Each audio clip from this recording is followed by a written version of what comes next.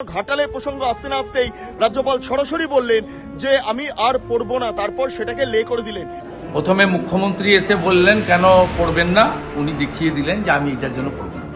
রাজ্যপালের জন্য প্রায় ৪৫ মিনিট একটা সময় বরাদ্দ ছিল এবং সেই সময়ের মধ্যে ৪ মিনিট ৩০ সেকেন্ড তিনি পাঠ করলেন।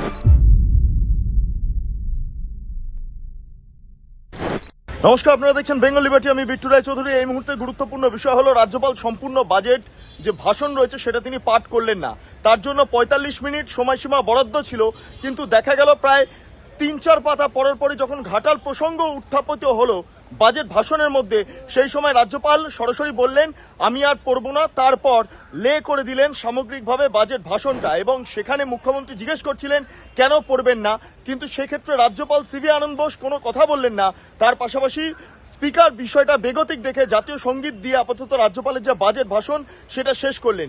গুরুত্বপূর্ণ বিষয়, রাজ্যপালের জন্য প্রায় ৪৫ মিনিট একটা সময় বরাদ্দ ছিল এবং সেই সময়ের মধ্যে ৪ মিনিট ৩০ সেকেন্ড তিনি পাঠ করলেন। মোট ৮ পাতার, যদি আমরা বাংলা বইটা দেখি বাজেট ভাষণে রাজ্যপালের, তাহলে মোট ৮ পাতার বই ছিল এবং সেটি সম্পূর্ণভাবে পাঠ না করা নিয়ে রাজনৈতিকভাবে তর্জা তুঙ্গে। তার কারণ হচ্ছে ঘাটাল মাস্টার প্ল্যান সংক্রান্ত বিষয় নিয়ে একটা রেশিও ছিল যেটা সেন্ট্রাল গভর্নমেন্ট এবং স্টেট গভর্নমেন্ট উভয়ভাবে বিষয়টাকে দেখবেন, এবং তার পাশাপাশি বিভিন্ন প্রকল্প এখানে যে কেন্দ্রীয় সরকারি প্রকল্প আছে সেগুলো বাস্তবায়িত হচ্ছে না এবং সেগুলো স্টিকার দিয়ে অন্য নাম দিয়ে এই বিষয়টাকে কার্যকর করার চেষ্টা করছে রাজ্য সরকার, এবং সেগুলো বাজেট ভাষণে উল্লেখ ছিল।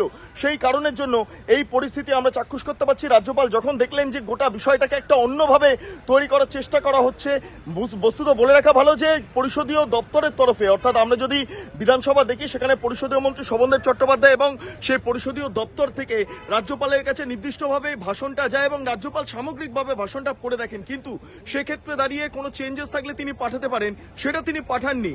কিন্তু অদ্ভুতভাবে আমরা লক্ষ্য করলাম যখন বাজেটটা তার সামনে এলো, ভাষণের বইটা সামনে এলো, তখন তিনি সামগ্রিকভাবে পাঠ না করে সামান্যতম পাঠ করে এইটা বুঝিয়ে দিলেন রাজ্য সরকারের তরফে যে সমস্ত ইনফরমেশনগুলো এই বাজেটের বইতে উল্লেখ করা হচ্ছে সেগুলোর মধ্যে কিছুটা ভুয়ো তথ্য রয়েছে। সেই কারণের জন্য ঘাটালের প্রসঙ্গ আসতে না আসতেই রাজ্যপাল সরাসরি বললেন যে আমি আর পড়বো না, তারপর সেটাকে লে করে দিলেন। এই বিষয়টা নিয়ে রাজ্যের বিরোধী দলনেতা শুভেন্দু অধিকারী ইতিমধ্যে রাজ্যপালকে সাধুবাদ জানিয়েছেন এবং হাউসের ভেতরে সেটা জানিয়েছেন, এবং বাইরে বেরিয়ে তিনি যা বক্তব্য রাখলেন সেটা খুব গুরুত্বপূর্ণ, যেটা শুভেন্দু অধিকারী বলছেন সরাসরি যে রাজ্যপাল যখন এই ঘাটালের প্রসঙ্গটা আসে উনি বুঝতে পেরেছেন যে কোনো রকম কোনো জটিলতার সৃষ্টি হতে পারে বা এক্ষেত্রে দাঁড়িয়ে গোটা বিষয়টা একটা মিথ্যে জায়গায় তুলে দেওয়ার চেষ্টা করা হচ্ছে, এবং সেই কারণের জন্য রাজ্যপাল সুযোগ বুঝে সেটিকে সম্ভবত কার্যত বলা যেতে পারে বয়কট করলেন, এই বাজেট ভাষণকে বয়কট করলেন। যদিও পরিষদীয় যেই দপ্তর, সেই দপ্তরের ভাষায় এটাকে টেবিল করে দেওয়া বলে, অর্থাৎ একদিকে পরিষদীয় দপ্তর বলছে রাজ্যপাল সম্পূর্ণ বাজেটটা পাঠ না করে তিনি রীতিমতো এটিকে টেবিল করে দিলেন এবং টেবিল করে সামগ্রিকভাবে ভাষণটাকে যে স্বীকৃতি দিলেন সেইটা কার্যত পরিষদীয় দপ্তর বা শাসক দলের তরফে বলা হচ্ছে, পাল্টা শুভেন্দু অধিকারী বা বিরোধী দলের তরফে, বা যদি বলতে পারি বিজেপি পরিষদীয় দলের তরফে সামগ্রিকভাবে বলা হচ্ছে এটা কার্যত বয়কট করলেন রাজ্যপাল সিভি আনন্দ বোস। আমরা সরাসরি শুনে নেব শুভেন্দু অধিকারী এই বিষয়টা নিয়ে কি বললেন। Well done. রাজ্যপাল ভারত সরকারের প্রতিনিধি, তিনি এই শব্দটার কাছেই তিনি বন্ধ করেছেন তার স্পিচ খুব ক্যাটেগরিক্যালি। উনি কেন্দ্রীয় সরকারের বিরুদ্ধে যথোপযুক্ত কারণ ছাড়া রাজ্যের ঋণ আছে, বকেয়া আছে তিনি বলেছেন, সেখানে তিনি আপত্তি করেননি। কিন্তু এই যে ভার্সনটা আপনাদের আমি দেখিয়ে দিচ্ছি, এইখানে তিনি স্কিপ করেছেন 4.5 মিনিট পরে, the Ghatal master plan held up by the central for a long time. উনি এই জায়গায় বলেছেন I will not read more, এবং উনি বেরিয়ে যাচ্ছিলেন। প্রথমে মুখ্যমন্ত্রী এসে বললেন কেন পড়বেন না, উনি দেখিয়ে দিলেন যে আমি এটার জন্য পড়ব না। তখন স্পিকার অনুরোধ করলেন যে জাতীয় সঙ্গীতটা হবে, আপনি একটু আপনার সিটে যান।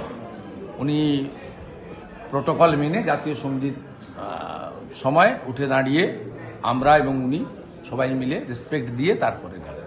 অন্যদিকে দাঁড়িয়ে রাজ্যপালের আজকে এই কম করে বাজেট পাঠ করা বা বাজেট যে লে করে বেরিয়ে চলে গেলেন তিনি, সেইটা নিয়ে আপাতত রাজ্যের মুখ্যমন্ত্রী মমতা বন্দ্যোপাধ্যায় হাউসের অভ্যন্তরে রাজ্যপালের যেই বাজেট ভাষণ রয়েছে সেটার প্রেক্ষিতে দাঁড়িয়ে বক্তব্য রাখতে গিয়ে স্পষ্ট বলেন রাজ্যপালের টোটাল এই বাজেট ভাষণটা পাঠ না করার অন্যতম কারণ হচ্ছে তার ফ্লাইট ধরার ছিল, সেই কারণে তিনি তাড়াতাড়ি করে বেরিয়ে গিয়েছেন। এইটা হলো মমতা বন্দ্যোপাধ্যায়ের যুক্তি, এবং এর সাথে তিনি আরও বলছেন যে মমতা বন্দ্যোপাধ্যায়ের সঙ্গে রাজ্যপালের পৃথকভাবে কথা হয়েছে এবং সেখানে তিনি স্পষ্টই রাজ্যপাল বলে দিয়েছেন মমতা বন্দ্যোপাধ্যায়কে কেন তিনি লে করে বেরিয়ে গেলেন, পুরো বাজেট ভাষণটা পাঠ করলেন না। অর্থাৎ একদিকে যেমন শুভেন্দু অধিকারী সাধুবাদ জানাচ্ছেন যে রাজ্যপাল যখন ঘাটাল প্রসঙ্গ আসেন তখন তিনি পাঠ না করে বেরিয়ে যান, ৪৫ মিনিটের তুলনায় যে বক্তব্য রাখার কথা ছিল তার মধ্যে থেকে ৪ মিনিট ৩০ সেকেন্ড তিনি বলে বেরিয়ে গেছেন। তো সেটা প্রেক্ষিতে দাঁড়িয়ে মমতা বন্দ্যোপাধ্যায়ের পাল্টা যুক্তি ছিল এইটাই, এবং সেটা বিধানসভার অভ্যন্তরে একদম হাউসের অভ্যন্তরে বলেছেন রাজ্যের মুখ্যমন্ত্রী। অর্থাৎ সবটা মিলিয়ে রাজ্যপালের বাজেট ভাষণ নিয়ে এই মুহূর্তে জল্পনা তুঙ্গে।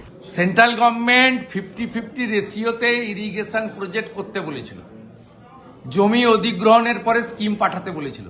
রাজ্য সরকার তো জমি অধিগ্রহণ করেনি,